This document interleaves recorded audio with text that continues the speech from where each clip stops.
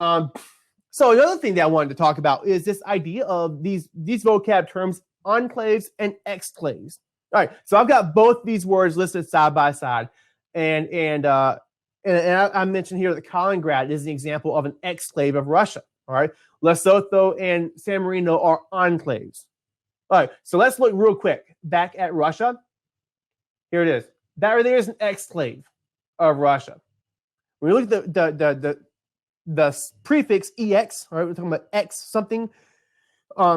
An exclave in this case is something that's going to be on the exterior, on the outside of the state. All right, so Russia is not connected to this. This is on the outside, and yet it's still part of Russia. It's going to be an exclave. Now, when we look at enclaves, something that's completely surrounded by something else might be an enclave. Think back to ethnic geography. Back in chapter, if you're using the Rubenstein book, this is covered in chapter 7. You're talking about ethnic enclaves or ethnic neighborhoods. Sometimes you'll see it called. That would be an example of something like a Jewish block or a Chinatown, completely surrounded by everything else, like within the city. That would be an enclave, right? In the same way, Lesotho and San Marino are completely surrounded by Italy. They are enclaves. They are political enclaves.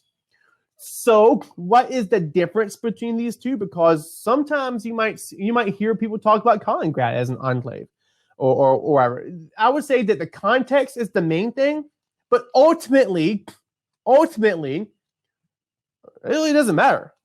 And I really don't think it matters if you differentiate between the two. And I'll tell you why. Well, first, look at the definitions of the two. An enclave is a portion of territory within or surrounded by a larger territory whose inhabitants are culturally or ethnically distinct. And then an exclave, a portion of territory of one state, like Kaliningrad, is a portion of Russia that is completely surrounded by territory of another as viewed by one home territory. That's the only difference between the two. All right. So ultimately, wow, there's my slide. It's out of order. Ultimately, the reason why I would say it doesn't matter is because you don't want to get wrapped up in the minute details having to do with the definition of a word when it's all about the spatial perspective, dude. All right. In other words, the where of why. The where of why. Let me see. I got a question up in here. Do landlocked states have any benefits security-wise? I would always think about. Now, first of all, I don't think that in 2019, I don't think that landlocked state necessarily has to be screwed over because of its being landlocked, but being landlocked is never going to be a good thing for a state.